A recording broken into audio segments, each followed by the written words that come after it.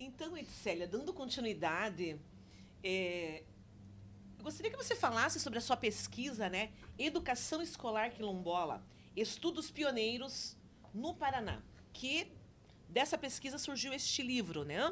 Então, eu gostaria que você falasse um pouco mais sobre a pesquisa, como que começou, o que ela abrange. Fique à vontade. Então, a pesquisa, eu comecei em 2013. Sim. E eu me interessei pelo tema porque eu descobri a vida do meu pai, né? Que meu pai, ele veio do Nordeste, trabalhar no Sindicato dos Ensacadores de Café de Paranaguá.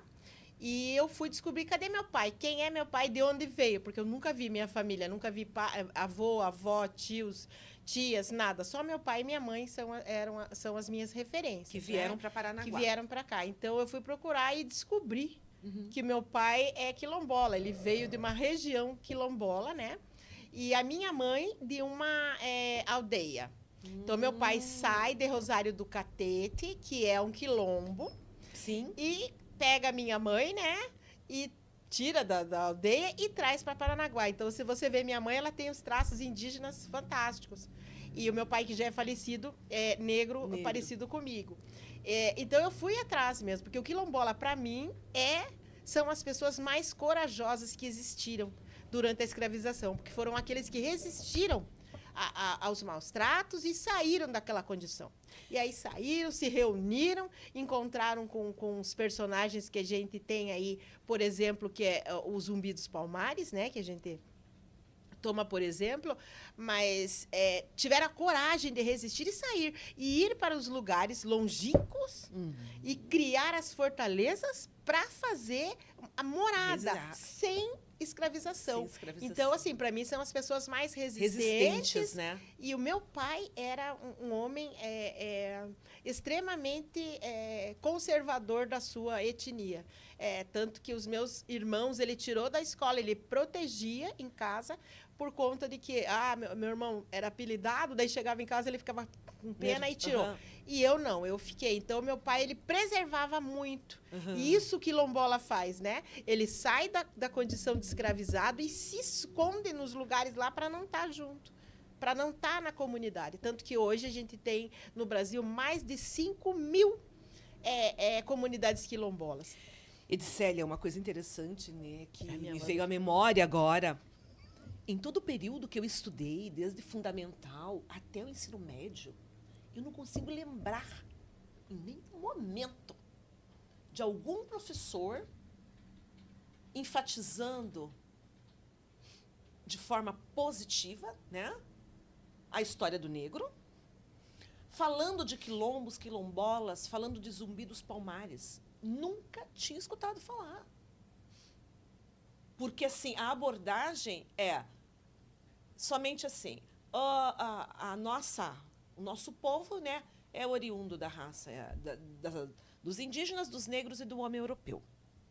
E parava por aí, falava das contribuições que o negro havia trazido para o Brasil, tanto na sua cultura como na língua, etc., os trajes, e parava por aí.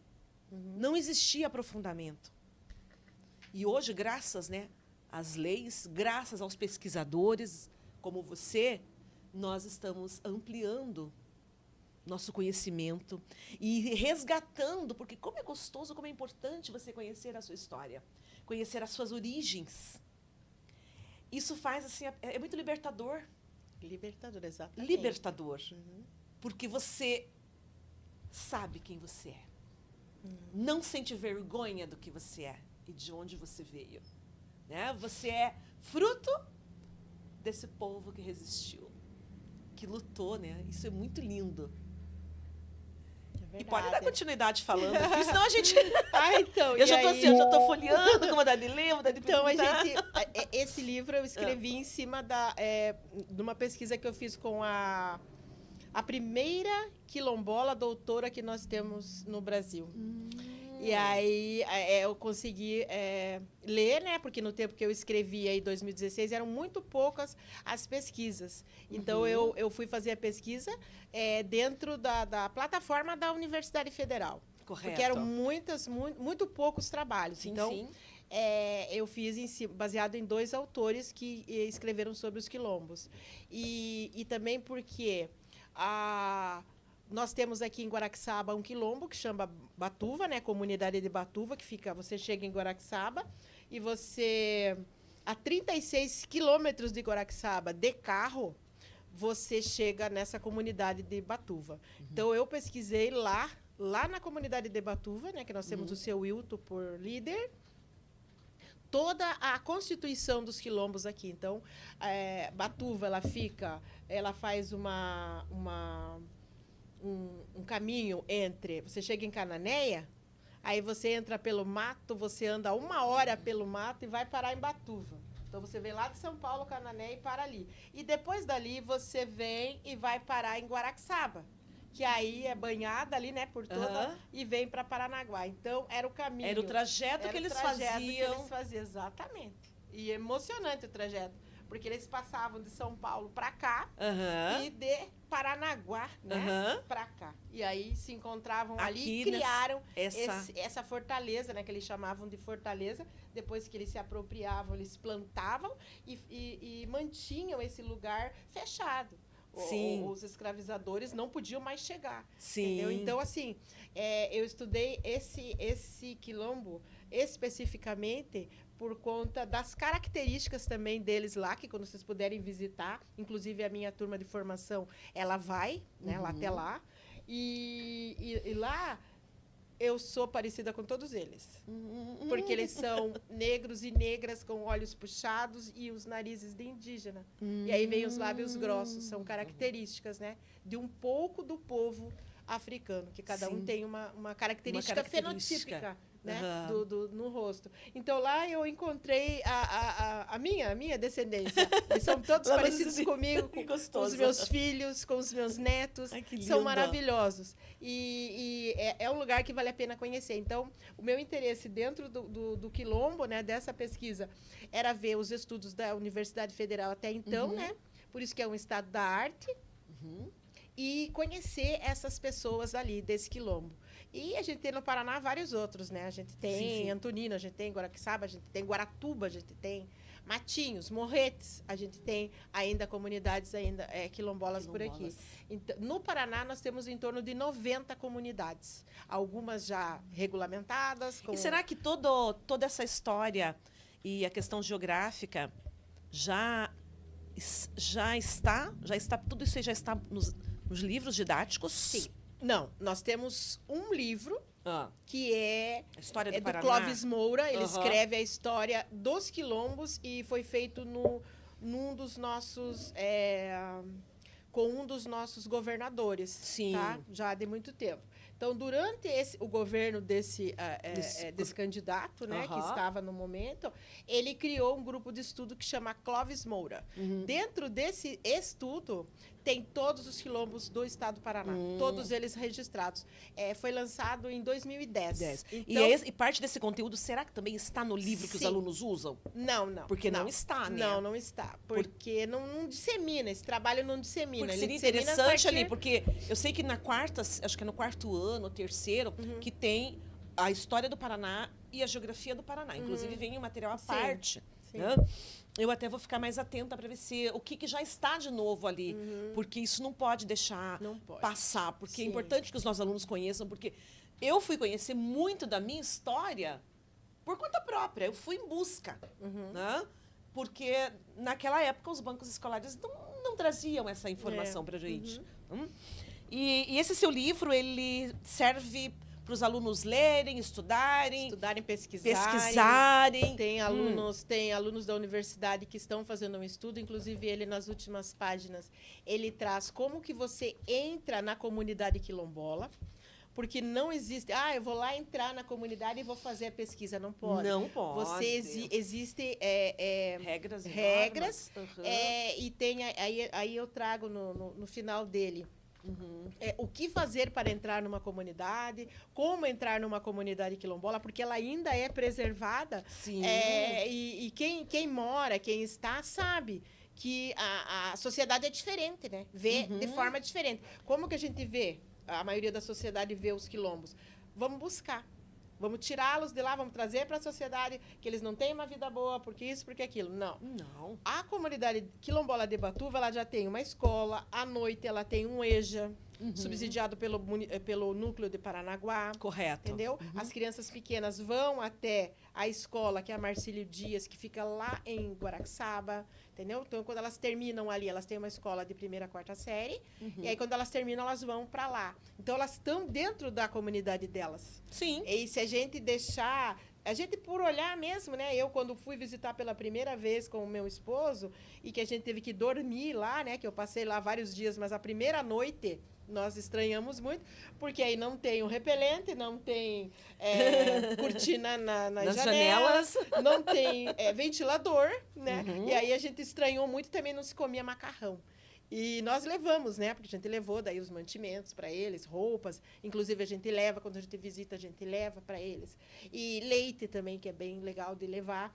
E aí a gente foi descobrindo, né, o quanto que é difícil a vida deles. E aí o meu marido sempre falava, ó, não fala nada aqui, né, porque eles têm a vida deles, você tem E a gente tem que respeitar. né? Mas a gente tinha pena deles. Porque Mas daí é não necessário pode, né? respeitar isso daí, né? E eles são felizes. Eles estão né? felizes, respeitar a são bem cultura, legais. a história deles, É verdade. né? E às vezes parece assim, não, tem que ser igual a minha, e não a gente é. tem pena, às vezes, né? Mas é muito bom porque através da consciência, né, e do conhecimento, só assim que nós também vamos perdendo, né, esses conceitos que nós vamos criando.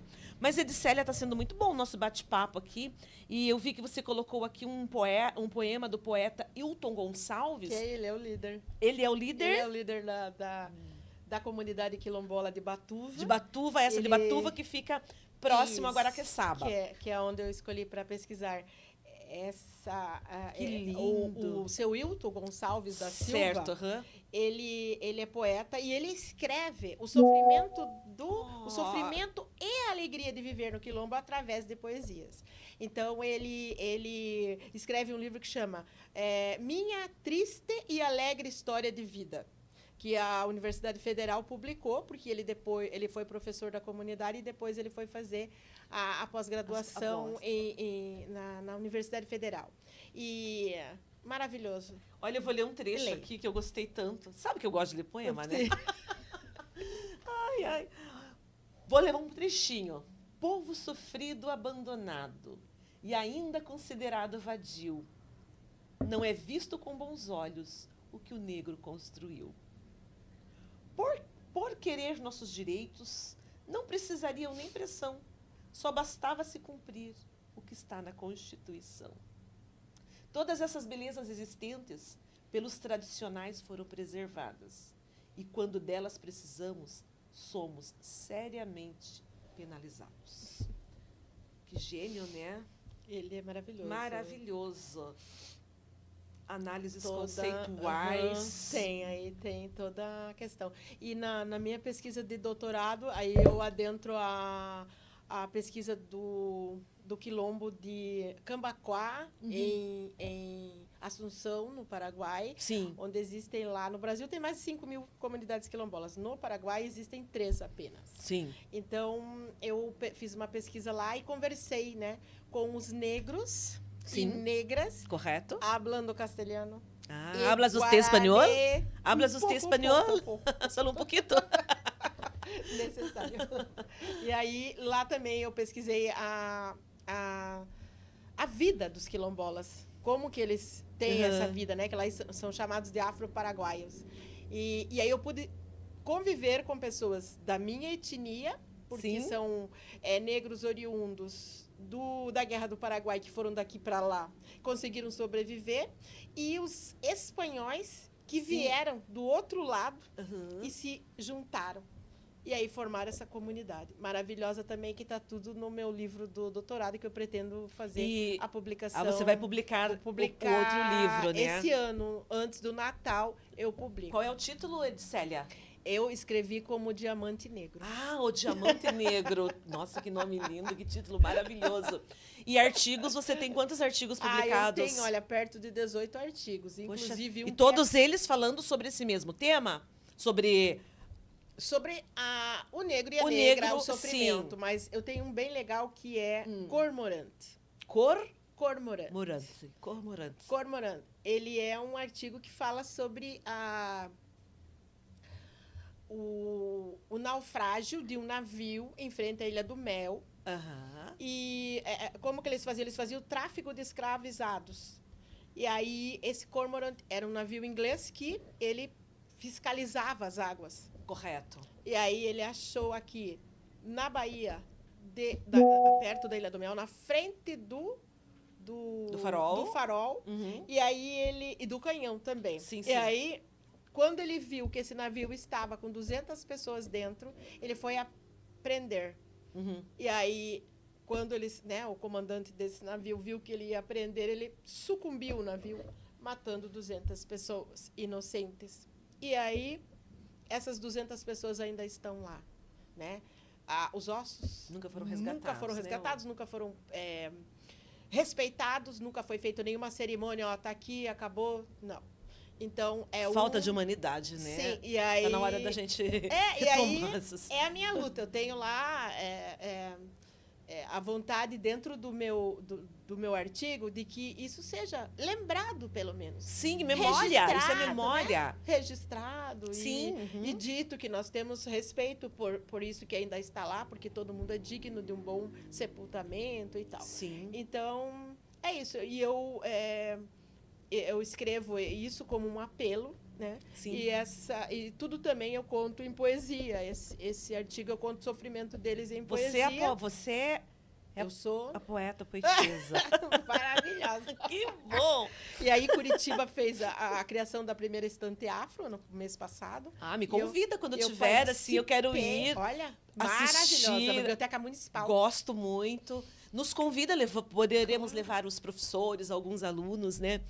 E eu ouvindo você falar, Edicélia, eu vou ter que fazer uma pergunta aqui.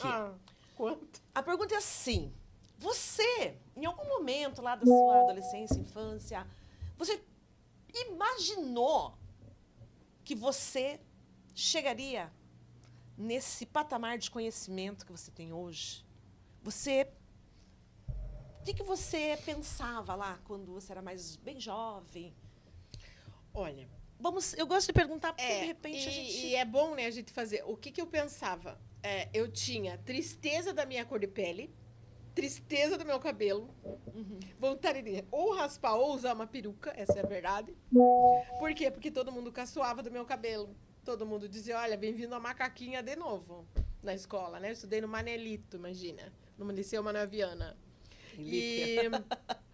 E eles me xingavam muito, me destratavam na escola. Então, o que eu fiz? Quando eu consegui alisar o meu cabelo, eu fui fugindo da minha realidade, da minha identidade, né? Eu tinha uma professora que gostava muito de mim, mas tinha 4, 5 que não vinham perto de mim, porque eu não cheirava bem, eu não tinha um bom perfume, eu não tinha um bom uniforme, nada. Então, eu vivia naquela tristeza ali. E de lá para cá, né, o tempo foi passando e eu fui... sabe, construindo uma vontade de querer saber quem eu era. E a raiva que eu tinha na escola, de toda essa tristeza que eu passava, inclusive o lápis bem apontadinho, bem fininho, e ele enfiava no meu pescoço, tirava o sanguinho e mostrava para mim e falava, não fala nada para a professora. Não fala nada para a professora. Então, eu não falava, ficava ali quieta, né? Não podia ir no banheiro muito tempo e tal. Mas a tristeza que eu tinha por esse sofrimento era quando eu me olhava no espelho, né? Eu era diferente. E eu dizia, olha, não, eu vou estudar. Eu vou tirar as melhores notas. Eu quero ver. Pode me bater, pode me deixar sem merenda. Não quero saber. Podem não gostar de mim, eu vou estudar. E era uma das melhores alunas da sala. No dia do estudante, já estava assim, já estava dentro de você. Sim. Essa vontade de... Sabe, de vencer. Que nem as crianças hoje a gente consegue, né? Chegar nelas e dizer, olha, meu anjo, você é bonita, teu cabelo é bonito, né? Hoje eu resgatei o meu cabelo com os cachinhos para mostrar para elas. É difícil, né? A transição. É difícil. Eu fiz 3 vezes a transição. Já deixei bem crespinho, já deixei curtinho. Ele tá crespo, né? Só que agora tá, porque eu fiz uma hidratação. Só que não tá o crespão, ainda tá com um pouco de química. Mas é um processo árduo. E acredito que dá até um dia pra gente fazer um podcast sobre a transição. Porque é sofrido. É sofrido. Quem passa pela transição capilar é um processo que mexe com tudo, porque você não consegue ajustar, né? E é o olhar, né? Aham. O olhar do outro para você é muito difícil. Sim. Porque, por que você tem esse cabelo? Por que você não alisa? Né? O outro Sim. sempre está nesse processo de... Eu sou uma pessoa que eu raramente frequento salão por esse motivo. Uhum. Porque cada vez que a gente chega, por que você não alisa? É.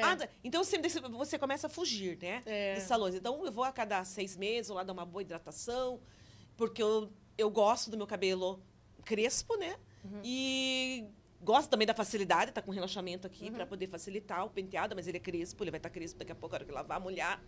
Mas eu evito, porque conforme o salão que a gente vai, elas ficam. Eu tenho aqui um alisamento, eu tenho não sei o quê. Eu falo, Tá bom, tá bom. Quer Tá dizer, bom. o cabelo da gente é ruim, né? Sim, né? Não, o cabelo da gente não é ruim, é a Não, boca do a povo. boca do povo. Mas é então agora isso, nós vamos Selma. para um momento em que será que a gente consegue apresentar as bonecas? Pois é, esse Ver se filme as não bonecas trouxe, chegaram, que eu vou pena. passar para a professora Tati. Então pode